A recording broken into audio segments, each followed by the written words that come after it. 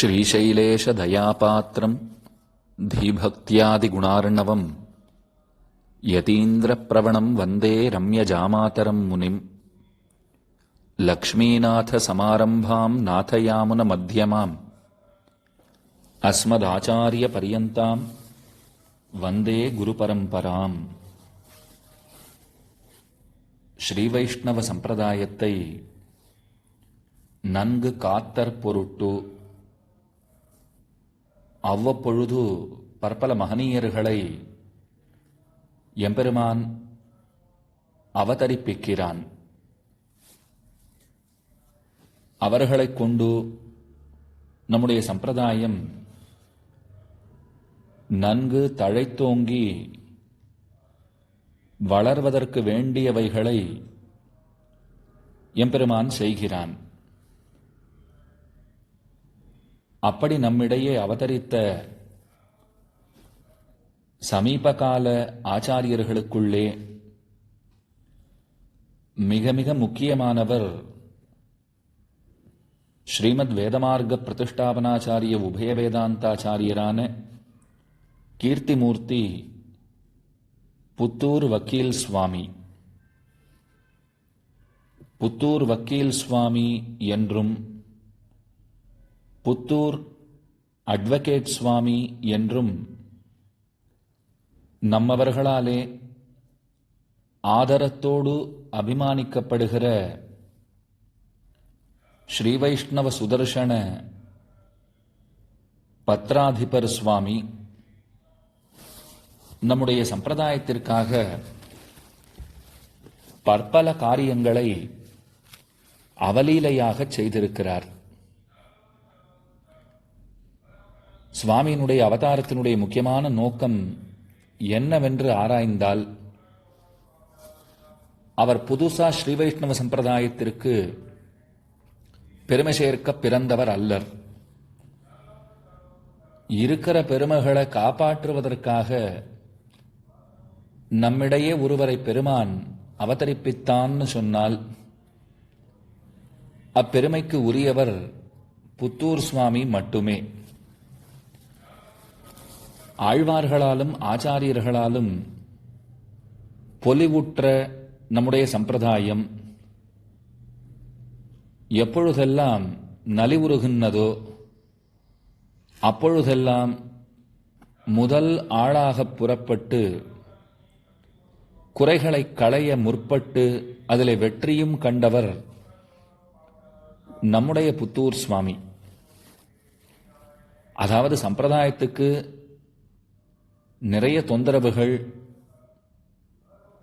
அது பெரும்பாலும் வெளியிலிருந்து வரும், சிற்சில சமயங்களிலே உள்ளுக்குள்ளிருந்தும் வரும். அது எப்படி இருந்தாலும் அவைகளை எதிர்கொண்டு தம்முடைய கருத்தை, நியாயமான கருத்துகளை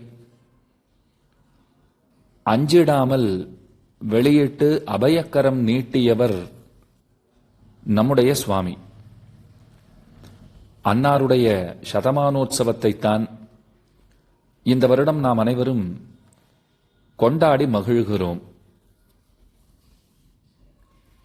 சுவாதி நட்சத்திரத்திலே திருவவதரித்தவர். தமிழிலே சுவாதி நட்சத்திரத்தை சோதி என்றும் வழங்குவர்.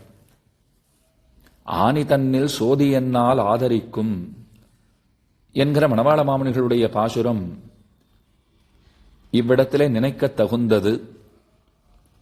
சோதின பெரிய ஒளிங்கிறதும் அர்த்தம்தானே. சோதியிலே தோன்றிய நம்முடைய சுவாமி சம்பிரதாயத்திற்கு பேரொளியாக திகழ்கிறார். அது நம்மவர்கள் செய்திருக்கக்கூடிய பாக்கியம்னு சொல்ல வேண்டும். சுவாமியினுடைய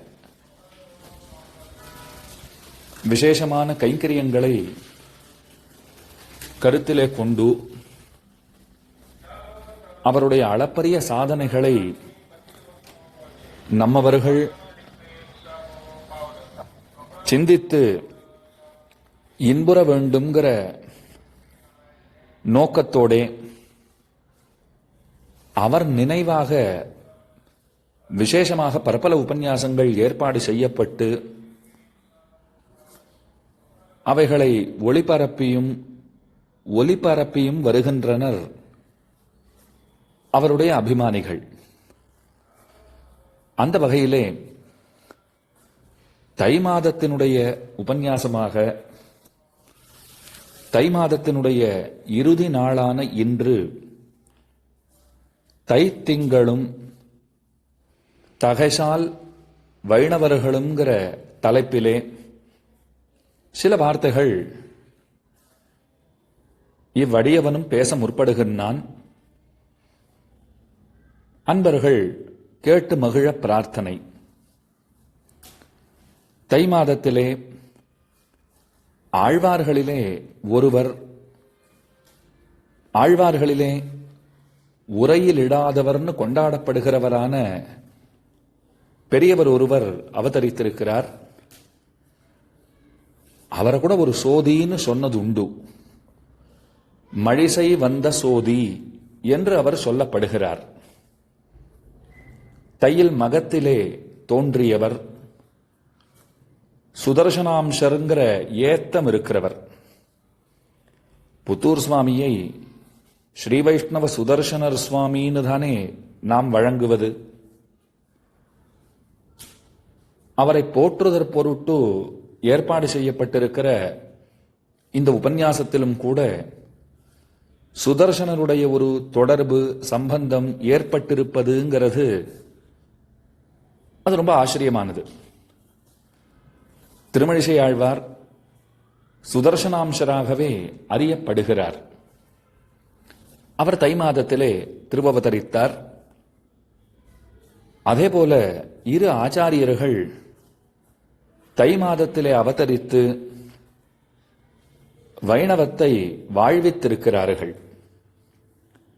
அவ்விருவருமே ராமானுஜருக்கு ரொம்ப நெருக்கமானவர்கள், எம்பெருமானாருக்கு வேண்டப்பட்டவர்கள்.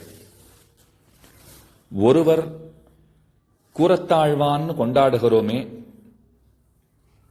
அந்த பெருந்தகை, மற்றொருத்தர் எம்பார்னு நம்மவர்களாலே கொண்டாடப்படுகிறவரான கோவிந்தர், ராமானுஜருடைய அருமை தம்பி என்று போற்றப்படுகிறவர். இவ்விருவருமே உடையவருக்கு முக்கியமானவர்கள்ங்கிறதை அடியன் கீழேயே விண்ணப்பித்தேன். இவ்விருவரும் தை மாதத்திலேயே அவதரித்தவர்கள்ங்கிறதையும் கீழே கண்டோம். ஆழ்வான் தை மாதத்திலே ஹஸ்த நட்சத்திரத்திலே திருவவதரித்தார். எம்பார் இதே மாதத்திலே புனர்வசு நட்சத்திரத்திலே அவதரித்த பெருமைக்கு உரியவர். ஆழ்வான் ராமாம்சபூதராக போற்றப்படுகிறார். எம்பார் கருடாம்சர் என்று குலாவப்படுகிறார். இப்ப தை மாசத்துல ஒரு ஆழ்வார் அவதரித்திருக்கிறார், இரு ஆச்சாரியர்கள் அவதரித்திருக்கிறார்கள் அப்படின்னு தெரிந்து கொண்டோம். இந்த மூவருக்குமே ஒற்றுமைங்கிறது ஏதாவது உண்டான்னு சொன்னால் தீவிரமான வைணவர்கள். தீவிரமானவர்கள்னு சொன்னால் நாம தப்பா அர்த்தம் புரிந்து கொண்டு விடக்கூடாது. மற்ற பேர்களிடத்திலே ரொம்ப கடுகடுப்போடே இருப்பவர்கள், தீவிரவாதிகளை போல இருக்கிறவர்கள், பிறர்களை நலியும் அவர்கள் அப்படின்னு எல்லாம் அர்த்தம் பண்ணிட்டு கூடாது. ஏன்னா மிதவாதிகள்னா நமக்கு ஒரு உயர்ந்த அபிப்பிராயம் ஏற்பட்டுடுறது. கொஞ்சம் தீவிரமானவர்கள்னு சொன்னால் பெரும்பான்மை உலகம் அதை தப்பாகத்தான் புரிந்து கொள்ளும். தீவிரமான வைணவர்கள்னு சொன்னால் தங்களுடைய கொள்கைகளிலே நிலை நிற்பவர்கள், சமரசம் செய்து கொள்ளாதவர்கள். புத்தூர் சுவாமிக்கு பெருமை அதுதானே. அவர் சமரசம் செய்து கொள்ள மாட்டார். தம்முடைய கொள்கைகளிலே உறுதியாக நிற்பவர். தாம் கொண்ட கொள்கை அது உயர்ந்ததுங்கிற அபிப்பிராயம் மிக்கவர். அடுத்தவர்களுடைய கொள்கைகளை, கருத்துகளை அவர் காரணமில்லாமல் பழிக்க மாட்டார். ஆனால் அடுத்தவர்கள் நம்முடைய கொள்கைகளை தவறாக பேசும்போது அதை கேட்டுக்கொண்டு வாழாவிருக்ககில்லார். இதுதான் புத்தூர் சுவாமிக்கு இருக்கிற பெருமை. அப்ப திருமழிசை பிரானும் கூரத்தாழ்வானும் எம்பாரும் அம்மூவரும் சேர்ந்து கொண்டதோர் உருவென நம் முன்னே நின்றவர் நம்முடைய புத்தூர் வக்கீல் சுவாமி. அப்ப தீவிரமான வைணவர்கள்னு சொன்னால் எம்பெருமான் லக்ஷ்மிபதியான நாராயணன் அவனே பரம்பொருள்ங்கிறதை தம்முடைய நெஞ்சகங்களில் உறுதிபடக் கொண்டு வாழ்ந்தவர்கள். மத்தைய தேவதைகளை ஏறெடுத்தும் பாராதவர்கள். இது அந்த 3 பேருக்குமே இருக்கிற பெருமைன்னு சொல்லலாம். ஆனால் அந்த 3 பேர்களுக்குள்ளே, மூவருக்குள்ளே திருமழிசை ஆழ்வாரும் சரி, எம்பாரும் சரி, சில காலம் சிவபக்தர்களாக இருந்தவர்கள் என்று அறியப்படுகிறார்கள். திருமழிசை ஆழ்வார் அவர் நுழைந்து புறப்படாத மதமே இல்லைன்னு சொல்லலாம். அத்தனை மதங்களிலும் அவர் புகுந்து அந்தந்த மதங்களை கைக்கொண்டு அந்தந்த மதானுயாயியாக தாம் இருந்து கடைசியிலே அவர் திருந்தி திருமகள் கேள்வனுக்காக ஆனார். அதே போலத்தான் எம்பாரும் உள்ளங்கை கொணர்ந்த நாயனார் என்று பெயரிடப்பட்டவராய் காளஹஸ்திநாதனுடைய பக்தனாக இருந்தவர்.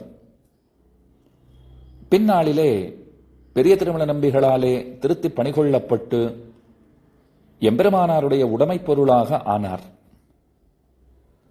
கூரத்தாழ்வான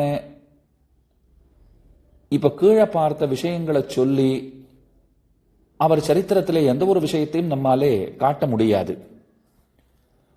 முதல்ல இப்படி அப்படி இருந்தார், பிற மதங்களிலே அவர் உழன்று கொண்டிருந்தார் அப்படின்னெல்லாம் ஆழ்வானை பற்றி பேசுவதற்கு இடமே இல்லை. மறந்தும் புறந்தொழாதவர். அவர் அறிந்ததெல்லாம் எம்பெருமானையும் எம்பெருமானாரையும் மட்டும்தான். உயர்ந்த வாழ்க்கை வாழ்ந்திருக்கிறார். ஆனாலும் இப்ப திருமழிசை ஆழ்வார்னு சொன்னால் அவர் சைவராகவும் இருந்திருக்கிறார், மற்ற மதங்களைச் சேர்ந்தவராகவும் தன்னை கருதி அந்த மதங்களிலே அவர் தன்னை ஈடுபடுத்திக் கொண்டு வாழ்ந்திருக்கிறார். கடைசியிலே ஸ்ரீ வைஷ்ணவராகி உயர்ந்த வைணவ இலக்கணங்கள் பொருந்தியிருக்க பெற்றவராகத்தான் அவர் கடைசி வரை வாழ்ந்திருக்கிறார். அதில் சந்தேகம் ஒன்றுமில்லை. அதே போலத்தான் எம்பாரும் ஏதோ சிறிது காலம் உள்ளங்கை கொணர்ந்த நாயனார்ங்கிற பெயரோடு இருந்திருக்கிறார்.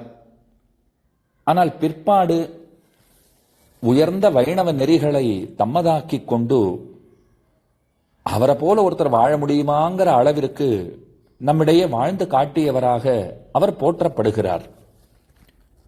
வைணவ இலக்கணங்கள் யாவும் அவரிடத்திலேயே குடிகொண்டிருக்கிறதோன்னு வியக்கும்படியாக அவருடைய வாழ்க்கை அமைந்திருக்கிறது.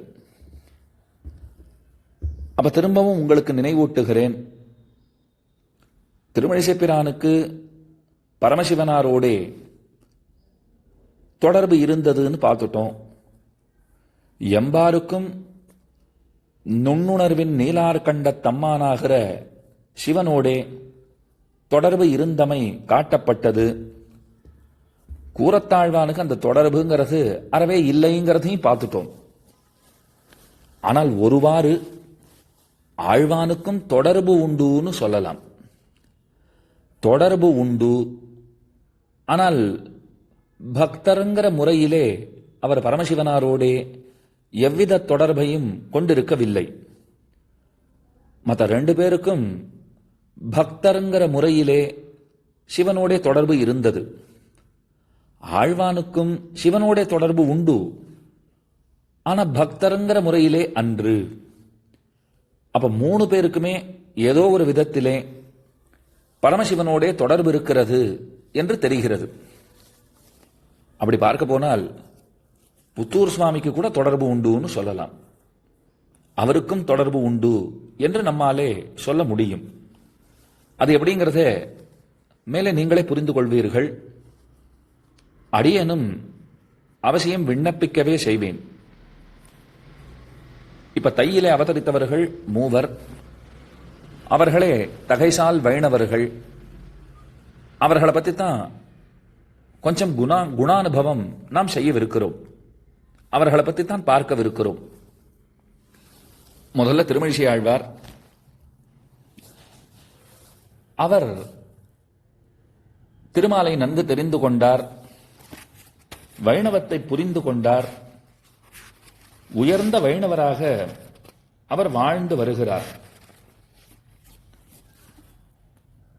அந்த சந்தர்ப்பத்திலே அவர் ஒரு சமயம் திருவல்லிக்கேணியிலே கஜேந்திர சரசினுடைய கரையிலே யோகத்திலே எழுந்தருளி இருக்கிற காலத்திலே அவ்விடத்திலேயே சுமார் 700 ஆண்டுகள் இருந்தார்னு சொல்றார். திருமழிசை ஆழ்வார் ஆயிரக்கணக்கான ஆண்டுகள் வாழ்ந்திருக்கிறார். அப்ப திருவல்லிக்கேணியிலே ஒரே இடத்திலேயே 700 ஆண்டுகள் அவர் யோகத்திலே எழுந்தருளி இருந்தார். அதே போல திருமழிசையிலும் எழுந்தருளி இருந்தார். அப்பதான் ஒரு சம்பவம் நிகழ்ந்தது. அதைத்தான் இப்போது பார்க்கவிருக்கிறோம். இந்த சம்பவம், இந்த சரித்திரம் திருவல்லிக்கேணியிலே நடந்ததுன்னு சொல்றா, திருமழிசையிலே நடந்ததுன்னு சொல்றா. நிகழிடம் அது எதுவாக இருப்பினும் சரித்திரம் தானே நமக்கு முக்கியமானது. அந்த சரித்திரம் என்னங்கிறத பார்க்கலாம். நிரந்தர பகவத் அனுபவத்துடனே அவர் எழுந்தருளி இருக்கிற காலத்திலே கிழிந்து போன தம்முடைய துணிகளை அவர் தைத்துக் கொண்டிருக்கிறார். அப்போ ருத்ரன் அறியப்படுகிற பரமசிவன் பார்வதியோடு கூட ருஷபாரூடனாய் திரிசூலபாணியாய் ஆகாச மார்க்கத்திலே போகிறான். அவருடையதான வாகனம் அந்த விடை வலவன் தானே அவர் சொல்லப்படுறார். விடையேறியாக இருக்கிறார். தம்முடைய வாகனத்திலே ஏறி பார்வதியோடு கூட ஆகாச மார்க்கத்தில் போயிட்டு இருக்கார். அப்ப ருத்ரனை பார்த்து பார்வதி சொல்றா, கீழே தென்படுகிறார் ஒரு மகாத்மா, அவர் யார் அப்படின்னு திருமழிசை ஆழ்வாரை பத்தி கேட்கிறாள். அப்ப சிவன் சொல்றார், இவர் மகானுபாவர். அவர் நம்ம பார்க்கவே மாட்டார், நம்ம கிட்ட போனாலும் நம்மை பார்க்காதவர், மகானுபாவர்னு கொண்டாடுறார். மகானுபாவர்னு சொல்றீர், அப்ப கிட்டே போய் அவரை பார்க்க வேண்டாவோ அப்படின்னு அவள் சொன்ன உடனே பரமசிவனும் அவளுடைய வார்த்தையை சம்மதித்து அவருக்கு பக்கத்திலே வந்து நிற்கிறான். பரமசிவன் ரொம்ப சரியாத்தான் சொல்லியிருக்கார். நம்மை ஏறெடுத்தும் பார்க்க மாட்டார்னு சொன்னார் இல்லையோ, அதுதான் நடந்தது. அவர் உதாசீனத்திருந்தார், பாராமலே இருந்து விட்டார். அவர் உதாசீனித்திருப்பதைக் கண்டு நாம வந்து நிற்கிறோம், இப்படி அலட்சியம் பண்ணலாமோ அப்படின்னு கேட்கிறார் சிவன். அப்ப திருமழிசை ஆழ்வார் சொல்றார், அடியேன் இன்னும் உம்மை கூப்பிடல, நீராக வந்திருக்கிறீர், நான் கூப்பிட்டு நீர் வரல, உம்மாலே நமக்கு ஆக வேண்டிய காரியமும் ஏதும் இருப்பதாக நான் அறிந்திலேன், அதனால தான் பார்க்கலன்னு பதில் சொல்லிட்டார். ருத்ரன் சொல்றார், நாம் உமக்கு ஒன்று தர கடவதாக வந்தோம். இவர் சொல்றார், நமக்கு ஒன்றும் வேண்டாம். இல்ல வந்திருக்கேன், ஏதாவது கொடுத்துட்டு போனா தான் எனக்கு பெருமை, ஏதாவது நிச்சயமாக விருப்பம் இருக்குமாகில் கேட்டு பெறுவீர் அப்படின்னு அவன் சொல்லுகிறான். சிரித்தார் ஆழ்வார். சரி, நீங்கள் ரொம்ப நிர்பந்தம் பண்றதுனால ஒன்னு கேட்கிறேன்னார். மோட்சம் தரவில்லையாகில் தா அப்படின்னு கேட்டுட்டார். மோட்சம் தர முடியுமாகில் அதை நமக்கு தர வேணுங்கிறார். பரமசிவன் சொன்னார், அது என்னால் தர கடவதன்று, ஸ்ரீமன் நாராயணனாலே. ஐயோ, அது நாராயணன் தான் தர முடியும், வேற யாரும் தர முடியாது. திருமகள் புருஷகாரம் செய்ய அதற்கு மேலே நாராயணன் நமக்கு அருளும் அந்த வானுலகம் இருக்கிறதே, மோக்ஷானந்தம், அதை மத்தையோர்களாலே தர முடியாது. உடனே ஆழ்வார் கேட்டார், ஆனால் இன்று சாவாரை நாளை சாகும்படி பண்ணவல்லையே அப்படின்னார். இன்னைக்கு போறவாள்லாம் ஒரு நாள் இருந்துட்டு நாளைக்கு போட்டுமே, அந்த மாதிரி ஏதாவது அவர்களுடைய ஆயுட்கணக்கிலே ஏதாவது மாற்றம் செய்ய வல்லையோ அப்படின்னு கேட்டிருக்கார்.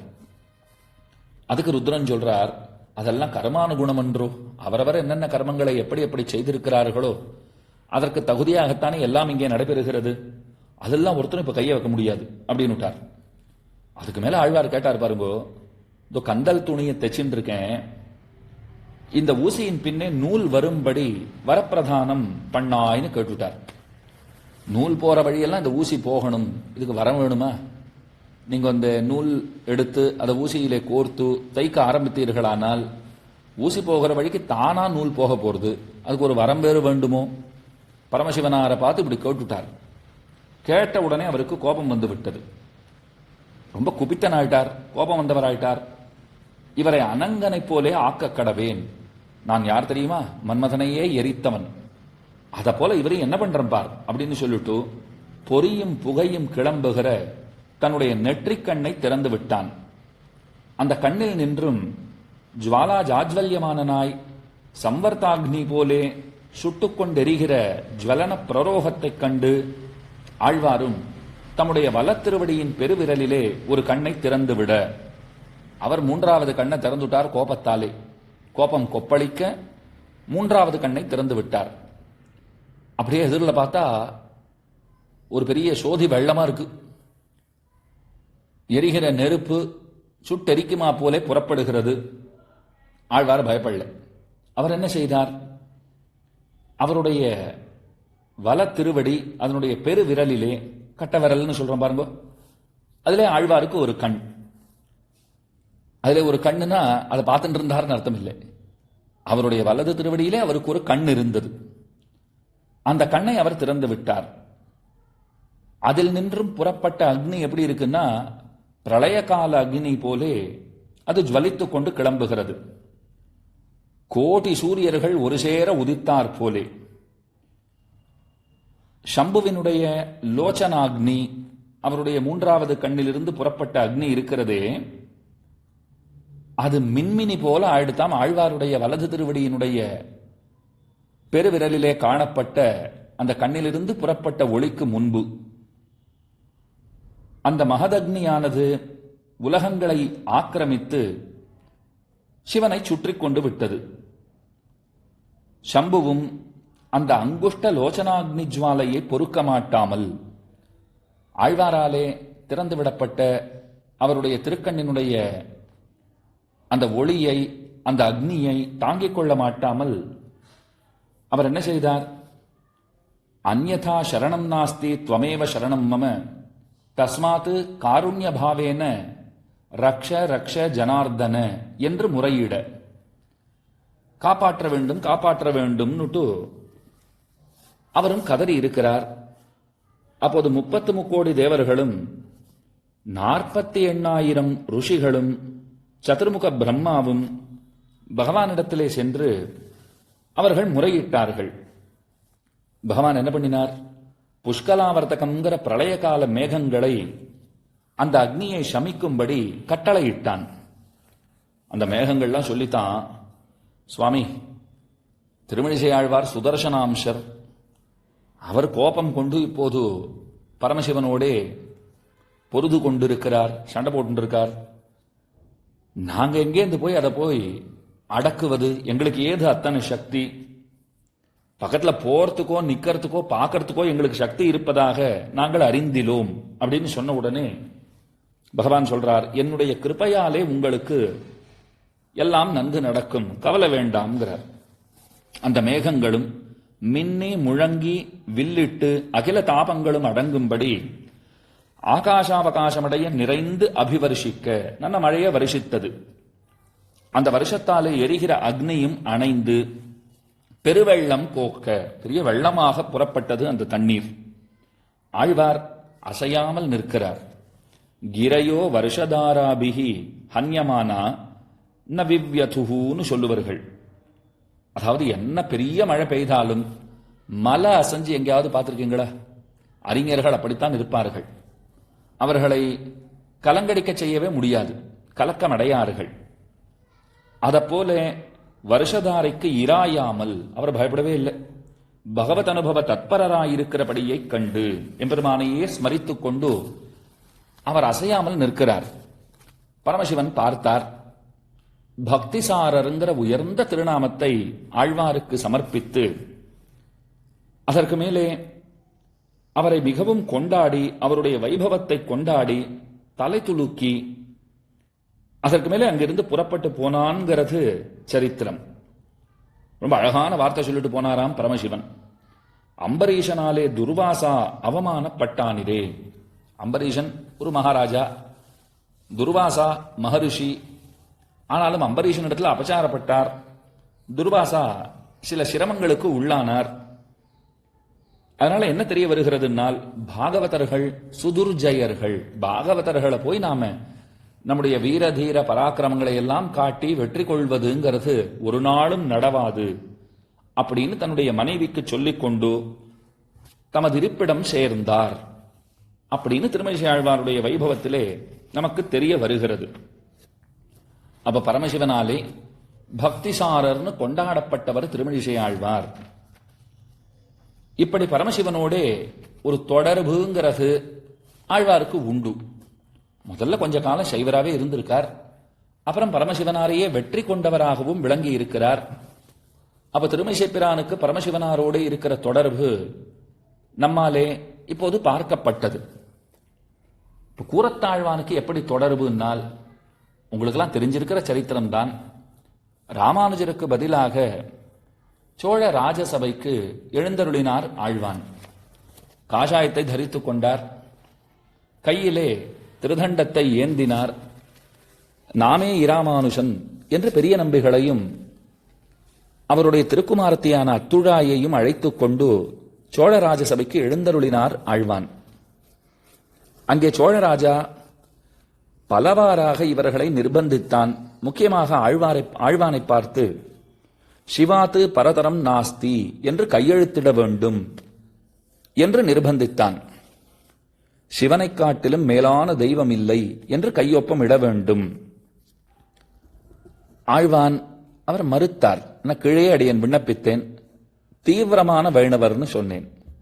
கொள்கைகளில் நின்னும் பின்வாங்காதவர். அவர் சொன்னார், அப்பா நீ சொல்ற வார்த்தை வேத வேதாந்தங்களுக்கெல்லாம் விருத்தமானது. அது எப்படி நான் ஒரு வைதிகனாய் இருந்து கொண்டு வேத வேதாந்த கருத்துகளுக்கு முரணான ஒரு விஷயத்தை என் வாயாலே இயம்புவேன், எங்கனம் கையொப்பமிடுவேன் அப்படின்னு கேட்டார். ஆள வந்தார். ஸ்தோத்திர ரத்னத்தில் ரொம்ப அழகா ஒரு கேள்வி கேட்கிறார். நீங்கள் உங்களை வைதிகர்கள் என்று சொல்லிக் கொள்வீர்களாயின் நாராயண பரத்வத்தை உங்களாலே மறைக்கப் போகாது, மறுக்கப் போகாதுங்கிறார்.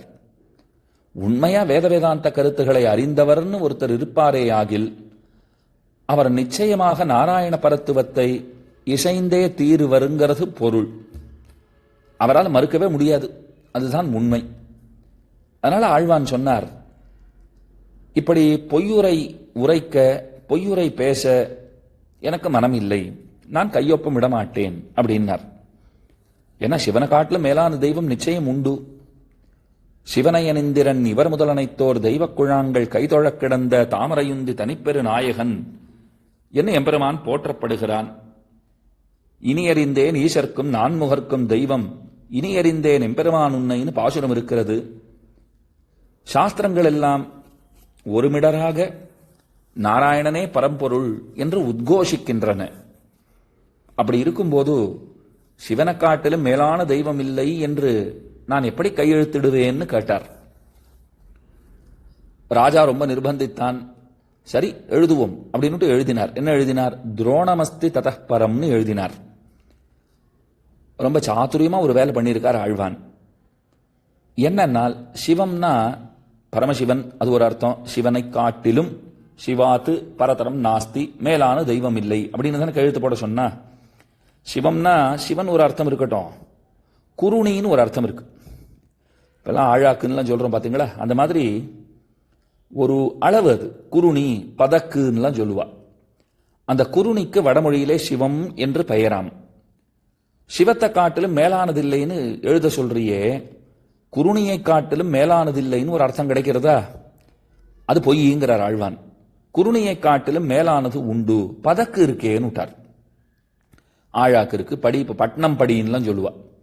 சாதாரணமாக நாம திருமணப்பள்ளிக்குள்ள போய் கைங்கரியம் பண்ணா ஒரு படி எடுத்துட்டு வா, அரிசி எடுத்துட்டு வா, ஒரு படி சக்கரை எடுத்துட்டு வா அப்படின்லாம் சொல்லுவா. பட்னம் படியா இருந்தா இத்தனை போடணும், சாதாரண படின்னு சொன்னா அது இத்தனை கணக்கு அப்படின்லாம் ஏதோ வச்சிருப்பா. அதை போல குருணி அது அளவிடுவதற்கு பயன்படுகிற ஒரு கருவி. அந்த குருணியை காட்டிலும் மேலானது பதக்குங்கிறது இருக்கே. அப்படி இருக்கும்போது குருணியை காட்டிலும் மேலானதில்லை, அதாவது சிவத்தை காட்டிலும் மேலானதில்லை என்று எங்கனம் நான் கையெழுத்திடுவேன் அப்படின்னு கொஞ்சம் கிண்டலா கேட்டுட்டார். ராஜாவிற்கு கோபம் வந்தது. ஆழ்வானுடைய கண்களை பறிக்கும்படி அவன் கட்டளையிட்டான் தன்னுடைய சேவகர்களுக்கு. ஆழ்வான் சாதிக்கிறார், உன்னை போன்ற ஒரு பாவியை பார்த்த பிற்பாடு இந்த ஊனக்கண்கள் எனக்கு அது தேவையே இல்லை அப்படின்னு தாமே பறித்து எரிந்திட்டாருங்கிறது சரித்திரம். நம்முடைய தரிசனத்திற்காக தம்முடைய தரிசனத்தையே வழங்கிய வள்ளல் என்று ஆழ்வான் அதனால் தான் போற்றப்படுகிறார். ராஜா நிர்பந்தித்த போதும் அவன் சொன்னதை கேட்கவில்லைன்னு சொன்னால் பல இடையூறுகள் ஏற்படும் என்று தெரிந்திருந்தும் கூட அவர் உறுதியாக நின்றார். ஸ்ரீமன்னாராயணனே பரம்பொருள்ங்கிறதிலே உறுதியாக நின்று பற்பல பிரமாணங்களை கொண்டு அதனை ராஜாவிற்கு உணர்த்தவும் செய்தார். கூரேஷ விஜயம்னு கேள்விப்பட்டிருப்பீங்க. எந்தெந்த சான்றுகள் ஆழ்வானாலே ராஜாவிற்கு சொல்லப்பட்டதோ உணர்த்தப்பட்டதோ அவைகளை தொகுத்துத்தான் ஒரு நூலாக கொடுத்திருக்கிறார்கள். அந்த நூலுக்குத்தான் கூரேஷ விஜயம்னு பெயர். இப்ப ஆழ்வானுக்கும் பரமசிவனாருக்கும் இருக்கிற தொடர்புங்கிறது இங்கனம் நம்மாலே பார்க்கப்பட்டது. திருமழிசை ஆழ்வாருக்கும் பரமசிவனாருக்கும் இருக்கிற தொடர்பை பார்த்தாச்சு. மேலே ஆழ்வானுடைய சரித்திரத்திலே பரமசிவனார் அவர் எங்கனம் தொடர்பு கொண்டிருக்கிறாருங்கிறத அனுபவித்தோம். இப்ப எம்பாருடைய சரித்திரம். யாதவ பிரகாசர் ராமானுஜரை கண்டு அசூயை கொண்டார். என சிஷ்யனா இருக்கிற பிள்ளை ரொம்ப மேதாவியா இருக்கார். அவ்வப்பொழுது நாம் சொல்கிற கருத்துக்களை, வேதாந்த கருத்துக்களை அவர் மறுக்கவும் செய்கிறார். அவர் மறுத்து பேசுறத நம்மளால கண்டிக்கவும் முடியல. ஏன்னா அவர் சொல்றத பார்த்தா அதுதான் சரியா இருக்குமோன்னு நமக்கே தோன்றுகிறது. என்ன செய்யறதுனே தெரியலையே இப்படின்னு எல்லாம் யாதவ பிரகாசர் சிந்தித்துக் கொண்டிருந்தார். இந்த ராமானுஜரை முடித்து விடுவது ஒன்றுதான் வழின்னு நினைச்சார். அவரை கொன்று விடுவது. ஐயோ, கொலைகளை பண்ணோம்னா பாப்பம் வருமே, பிரம்மஹத்தி தோஷம் எல்லாம் வருமே, இல்ல கங்கையில பிடிச்சு தள்ளி விட்டுட்டோம்னா போகிற உயிருக்கும் நற்கதி, நமக்கும் பாப்பம் வராது அப்படின்னு அவர் நினைச்சுண்டு கங்கையை தரிசிப்பதற்காக ஒரு யாத்திரை செல்லவிருக்கிறோம், அனைத்து மாணாக்கர்களும் வர வேண்டும் அப்படின்னு தம்முடைய சிஷ்யர்களை பார்த்து சொல்லிட்டார். ராமானுஜா நீ கண்டிப்பா வரணும்னு கூப்பிட்டார். ஏன்னா யாத்திரையே அவரை முடிக்கிறதுக்காகத்தானே. உடையவரும் எழுந்தருளினார். சின்ன பிள்ளையா இருக்காரப்போ, படிக்கிற பருவம். கூடவே கோவிந்தரும் போயிருக்கார். வழியிலே ஒரு இடத்திலே யாதவ பிரகாசருடைய திட்டத்தை கோவிந்தர் தெரிந்து கொண்டார். தெரிஞ்சுண்டு ராமானுஜர் இடத்துல போய் சொல்றார், அண்ணா அண்ணா ஏதோ ஆச்சாரியர் ரொம்ப பிரீத்தியா இந்த யாத்திரைக்கு அழைச்சின்னு வந்திருக்கிறதா நினைச்சுண்டு நாம் எல்லாம் வந்திருக்கோம். ஆனா யாத்திரையினுடைய நோக்கமே வேறு, திட்டமே வேறு. அது இப்பதான் புரிஞ்சுது. எப்படியாவது உன்னை காப்பாற்றணும்னுட்டு தான் உங்ககிட்ட வந்து பேசிட்டு இருக்கேன். இங்கிருந்து நீர் எப்படியாவது தனித்து எழுந்தருளி விட வேண்டியது, இந்த கூட்டத்தை விட்டு பிரிந்து விட வேண்டியது. அடியனும் கூட வரலாம், ஆனா 2 பேரா கிளம்பிட்டோம்னா சந்தேகம் வந்துடும் வந்திருக்கிறவாளுக்கு. ஆனால் நான் ஏது மரியாதவனை போல இங்கே இருந்து விடுகிறேன். நீர் தயவு செய்து உம்மை தற்காத்து கொள்ள வேண்டியது அப்படின்னு சொல்லி உடையவரை காப்பாற்றுகிறார் கோவிந்தரான எம்பார். அப்ப அவருக்கு கோவிந்தர்னு தான் திருநாமம். ராமானுஜர் விந்தியமல காட்டிலே அவர் தனியாக வந்து விடுகிறார். தேவப்பெருமாளாலே பெருந்தேவி தாயாராலும் கூட நன்கு ரட்சிக்கப்பட்டு அவர் சுகமாக காஞ்சிபுரம் வந்து சேர்ந்து விடுகிறார். யாதவ பிரகாசர் தம்முடைய சீடர்களுடன் கூட ராமானுஜரை தேடுகிறார். எம்பாரும் தேடுறா போல பாவனையெல்லாம் பண்றார்.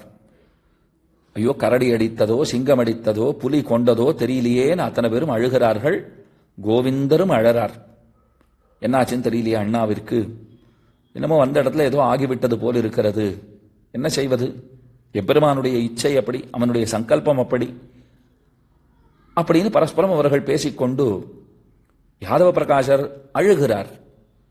ராமானுஜா உனக்கு என்னாச்சோ தெரியலையேன்னு அழறார். உள்ளுக்குள்ள சந்தோஷப்படுறார். நல்ல வேலை, பிடிச்சு தள்ளுற வேலையை கூட வைக்கலே, இந்த காட்டிலேயே அவன் மாய்ந்து போனான் போல் இருக்கிறது அப்படின்னு நினைச்சுண்டு அவர் உள்ளுக்குள்ள சந்தோஷப்படுறார். அதை வெளிக்காட்டிக் கொள்ள இயலவில்லை. அப்ப கோவிந்தர் கங்கையிலே நன்கு மூழ்கி தீர்த்தமாடுகிறார். தீர்த்தமாடுகிற வேளையிலே அவருடைய கையிலே ஒரு சிவலிங்கம் அகப்படுகிறது. மூழ்கி எழுந்துக்கும் போது பார்த்தா கையில ஒரு சிவலிங்கத்தோடு எழுந்துகிறார். யாதவ பிரகாஷர் பார்த்தார், கங்காதரனுக்கு உம்ம கண்டா ரொம்ப பிடிச்சிருக்கு போல் இருக்கு, அவரே கை புகுந்திருக்கிறார், இனிமேல் உள்ளங்கை கொணர்ந்த நாயனார் என்று நீர் அறியப்படுவீர்.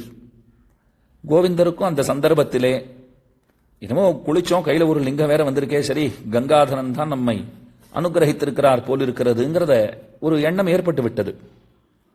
அவர் சைவராகவே மாறினார். காளஹஸ்திக்கு போய் காளஹஸ்திநாதனுக்கு அங்கே தொண்டுகள் செய்து வருகிறார். அத பின்னாள்ல கங்காதரனே சொல்றார், காளஹஸ்திநாதனே சைவர்களுக்கு சொல்லுகிறார், கோவிந்தரை காட்டி சொல்றார், இவர் நம்முடையவர் அல்லர், ஏதோ அவருக்கு சில ஆபத்துக்கள் நேரவிருந்தது, அதிலிருந்து அவரை காப்பாற்றுவதற்காக சில காலம் நம்முடைய பக்தராக நாம் அவரை ஆக்கி வைத்திருந்தோம்.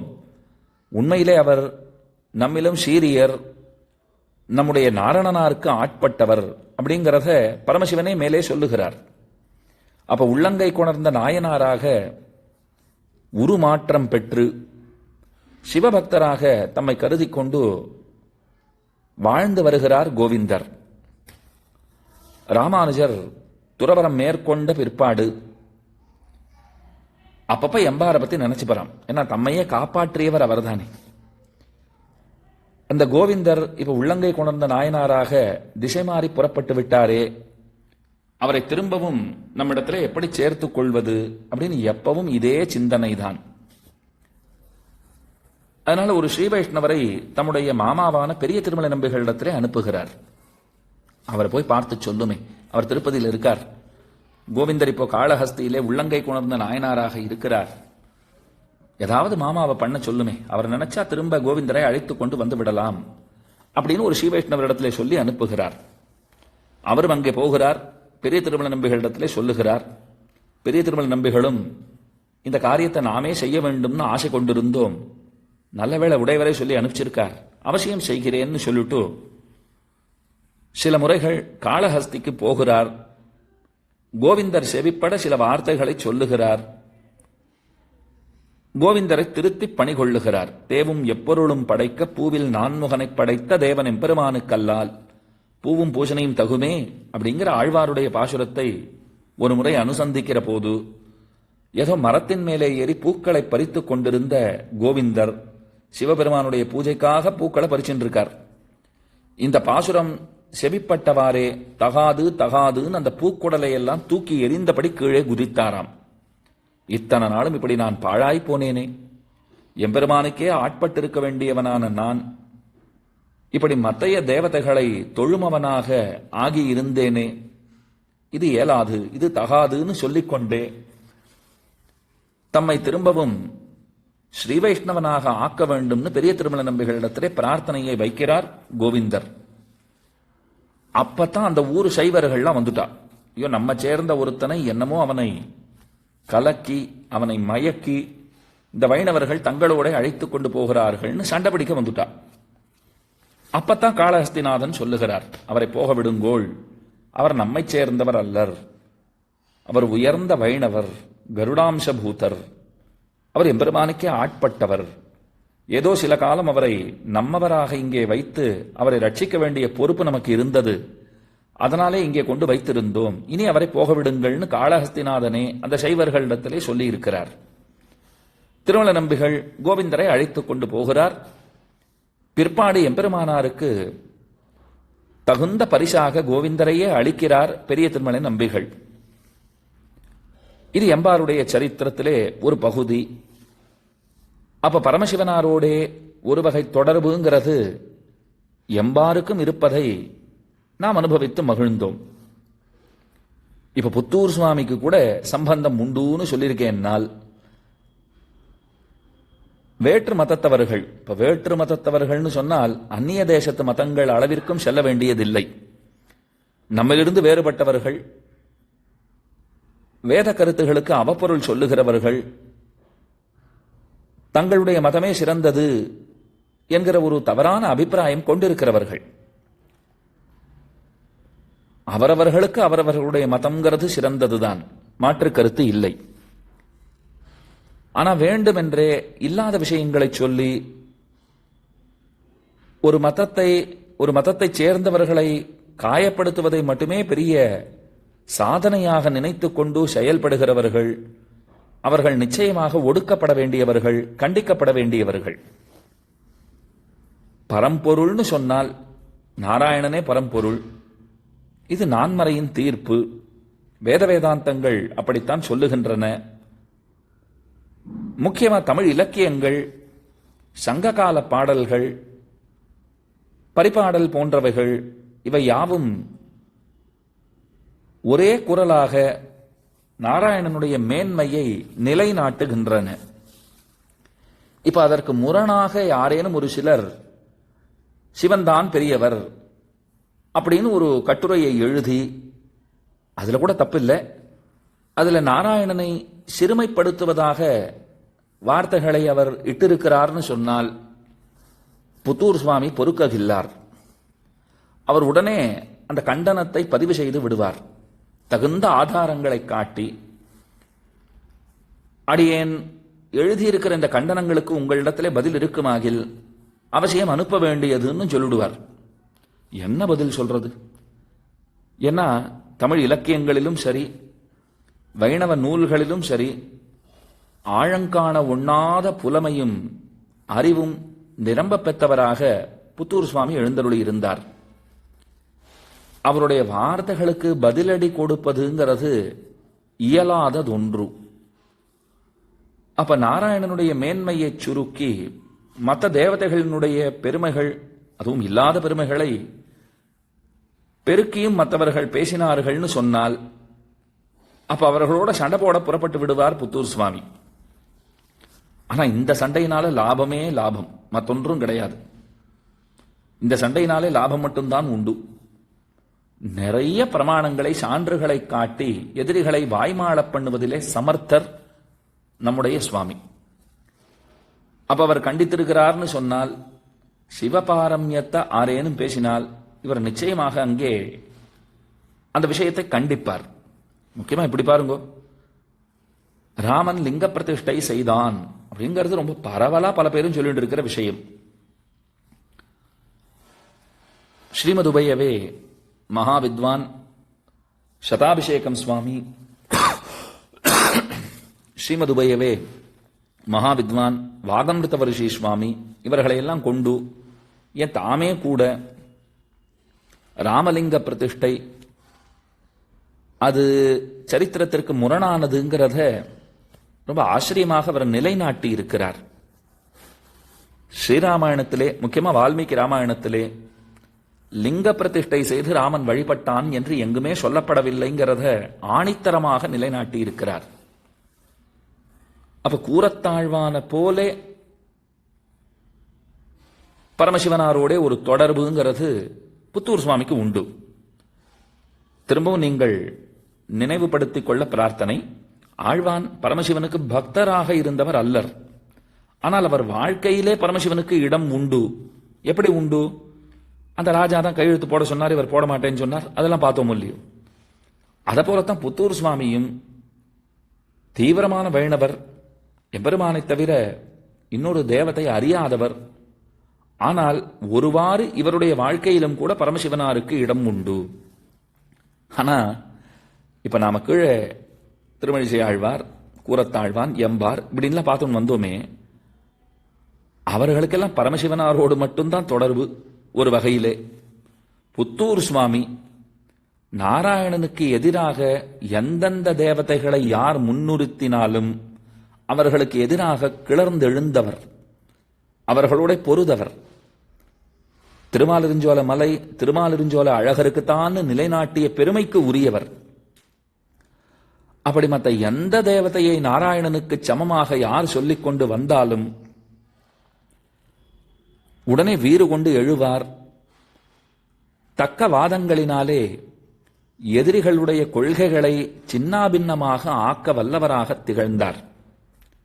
அப்ப இந்த உயர்ந்த தை மாதத்திலே மூவருடைய அனுபவம், தகைசால் வைணவர்களான மூவர் தைத்திங்களிலே அவதரித்தவர்கள், அவர்களுடைய அனுபவத்தை நாம் கொண்டோம்.